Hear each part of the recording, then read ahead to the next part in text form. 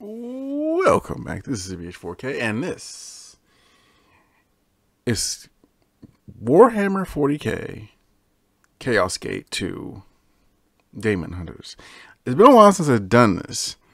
I probably explain it in another video, but I'll explain it in this one. I had to take a bit of time off for various reasons, but now I'm back, and we're going to get into this video.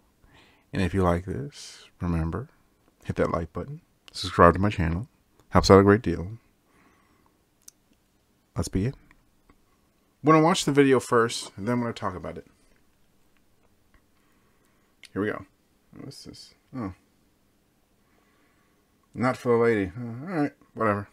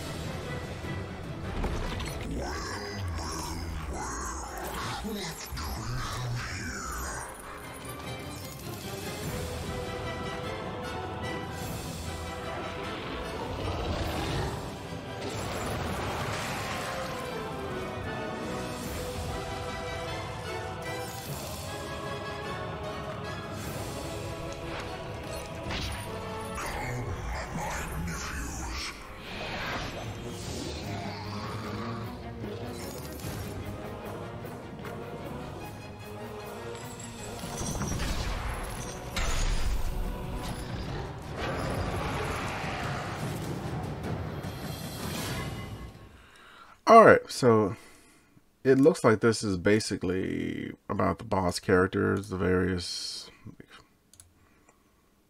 I said the various, but one of them looks like. And he's a chunky boy, look at him. He's got special abilities. Now the special abilities, let's stop it. Close the environment with a toxic blade, damaging all who touch it. Okay, so he basically denies an area. We've seen that ability before. We heard about it, actually. Putrid offering. Area ciphers nurgling to summon a playberry in its stead. So that's actually another summoning ability, which is cool. And Plague Flail, short range attack. Damaging, basically a melee attack. So I'm curious to see how a fight with one of these, like a boss fight, will go in this game.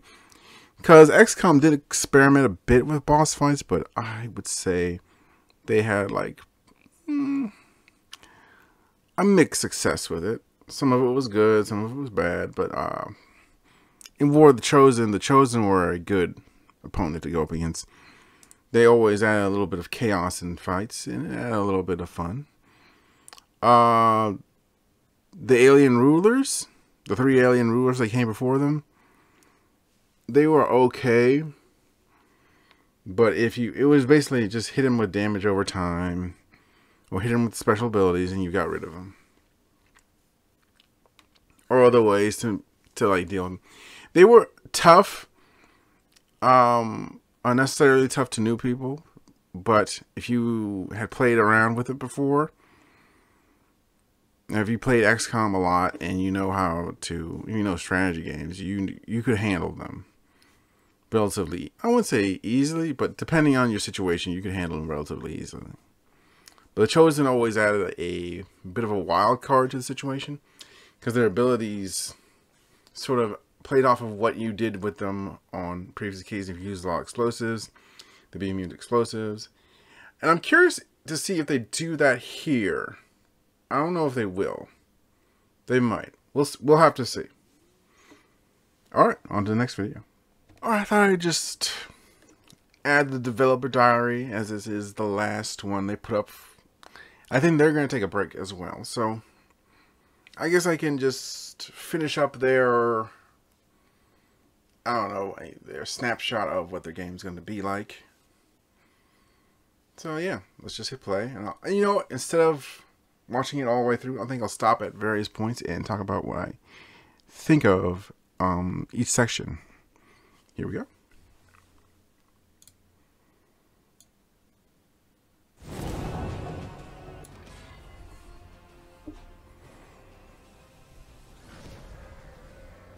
Death Guard are Nurgle's greatest mortal champions. They are traitor Space Marines and have been utterly consumed by the corruptive powers of death and decay. Combining I like the way he's selling it. He's a very good salesman. He's adding the way his facial movements look. Look at that. That's good salesmanship right there. Facial movements. By the corruptive powers of death and decay. What he's saying. He's very confident about it. Combining their own toxic plagues with mutations granted by the Bloom, they'll become powerful obstacles for the Grey Knights. The Bloom is Nurgle's gift to humanity, a plague unlike anything the war. Yeah, I heard that about Nurgle. He sees all his plagues as gifts. It's a weird thing. Over 40,000 universe has seen before.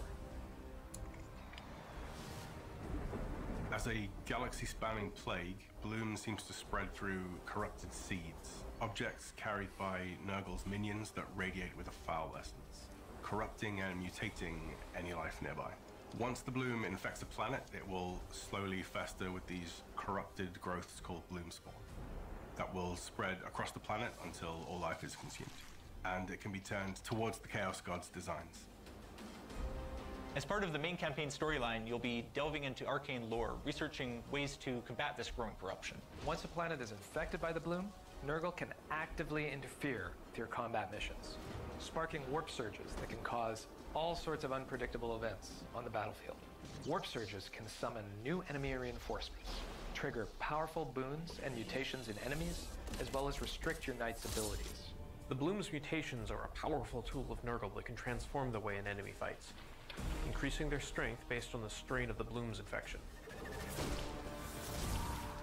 Alright, so that's interesting. So it sounds like it's going to be a very... The Bloom's infection. Alright, adaptive. Transform the way an enemy fights, increasing their strength based on the strain of the Bloom's infection.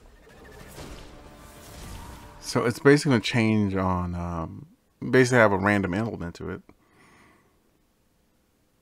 I don't know if it's rogue. I don't know. I wouldn't call it roguelike. Not at this stage, because I don't have my hands on it, and I don't really know too much about it outside of these dev diaries. But sounds cool. One planet may be infected with the strain of pain, which tends to give enemies higher damage mutations. Others may be infected with... So they'll be able to do more damage. Alright, that's very basic, but it's also a good one to start with. The strain of death, which tends to give enemies the ability to sap your knight's willpower. Willpower is a... I'm actually curious what our willpower will enable us to do in the game. I know they probably mentioned it in one of the dev diaries in previous, but I think I would prefer to have my hands on it, play the game, see how useful will is. See how deadly will damage is. Because in Phoenix Point, will damage was pretty nasty. If you lost a ton of will, you just couldn't use any special abilities. That soldier would panic, you would lose control of them. And I think in XCOM was also, it wasn't as bad. You could still use your special abilities, at the very least in XCOM. Another factor you'll have to contend with is that the longer the Bloom is left to corrupt a planet, the stronger and more frequent these incursions will become. Now, what does he mean by incursions, I wonder? Do he mean attacks or... Planet, the stronger and more frequent these incursions will become. It's crucial to manage the Bloom's outbreak at the strategic level. On board your strike ship, the Baleful Edict, you'll have limited resources to spend trying to contain the plague. You can focus on researching powerful stratagems and purity seal upgrades for your weapons and armor. That'll give you an edge in combat. But you can also spend resources on your ship, improving its ability to respond quickly to new combat missions, and suppress the Bloom's corruption. Okay, so it sounds like they're going to give you a lot to do on the campaign map, which is good, because the campaign map is usually, I say, where some people, I wouldn't say ignore it, but they don't really know how much emphasis is important to the campaign situation. Like Gears of War Tactics game, the campaign map wasn't there, so I kind of missed it. It was gone. But that being said, it was still there. I still liked what I was given, and with Gears Tactics, I might even play it on the channel one day. We shall see. Against the forces of chaos, you will have to make difficult choices that can have far-reaching consequences in the overall campaign. Ensuring your strike cruiser is operating at its fullest potential is... Hold on, let's look at that Silsine tranche. Restores plasma reactor. Plasma reactor has been damaged. Ensuring your strike... And batteries. To ship combat. I'm listening. Strike cruiser is operating at its I'm listening intently now. Important to your success. This is a Warhammer 40,000 game, so we have the advantage. Look at their weapons, dual wielding, like all heavy weapons. He's got like weapons on his gun on his wrist, on the bottom of his wrist, like a blade here or a gun there. This guy's got a halberd. This is going to be a cool game. This is going to be a very cool game. This is a Warhammer 40,000 game, so we have the advantage of working with all the finely detailed Games Workshop miniatures as our reference. And the codexes give us a lot of material to work with as well. The armaments and abilities of the knights and... Alright. First of all, from what I've seen here, good job on the animation. Like, just on the animations itself, good job. As well. The armaments and abilities of the knights and enemy units have been tied tightly to the miniatures that influence them. But because our game mechanics are very different from the tabletop experience, we were able to pitch some tweaks and totally novel abilities for all the units, as long as they match the theme and lore requirements of the world. Throughout the campaign, you'll cross swords with greater demons, demon princes, and other gigantic foes. These are Nurgle's champions with unique abilities, and they represent a massive obstacle to defeat. They're also... Again, I'm kind of curious of how the boss fights will play out. They showed us a few of them, but I don't think they showed us how... they showed us, I think the last two were the ones they basically showed off to us. Were boss fights. In the enemy showcases. But I did recognize one that they didn't really show in a throughout the campaign, showcase. You'll cross swords with greater demons, demon princes, and other gigantic foes. These are Nurgle's champions with unique abilities. Yeah, that guy. They represent a massive obstacle to defeat. But this guy They're we saw. also a big change from the regular enemies you'll have been fighting up to that point. They destroy everything in their path. They can pick up and hurl knights through walls and crush them underfoot. Even collapse whole sections of level. Even collapse through walls and crush them. Alright. This guy we haven't seen as well. I think I'm going to maybe avoid any more spoilers for this game. Even though I really want to know more about it. I'm just going to let it just sort of pop up.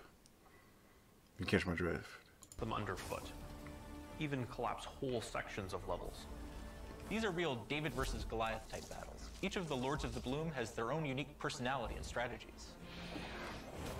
Let's just say you'll need to put together a lot of what you've learned and built up with your knights to take these guys down. Facing these bosses also means entering their domains, which sit at a precipice between real space and the warp. These are among the most corrupt environments. Well, you know, except for... What? You know, the place at the end? I really don't think we're supposed to talk about it yet. Come on! Alright. Come on, man. Be cool. Come on, man. Be cool. Be cool. Tell us. Be a fun guy, man. Be a fun guy.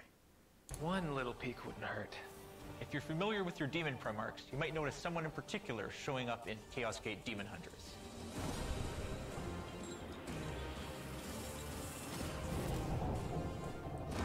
For those of you who know who that guy is, put his name in the comments. Go ahead. And with that, this has been Chaos Gate Daemonhunters. I've been talking about it, and I am CVH4K. Thank you for stopping by and going through the trailer with me. If you would like to leave a like and subscribe to my channel, both would be greatly appreciated. Also, if you could leave a comment telling me who that last guy was at the end. And if you just watch the video from beginning to end, I would personally like to say thank you for that. That helps out even more, I've been told, as watching a video from beginning to end means you were engaged with it. So YouTube likes that. And it'll help my channel grow because YouTube will recommend my channel more. Now, with all that out of the way, I'll just say thank you and goodbye. I'll catch you in the next one.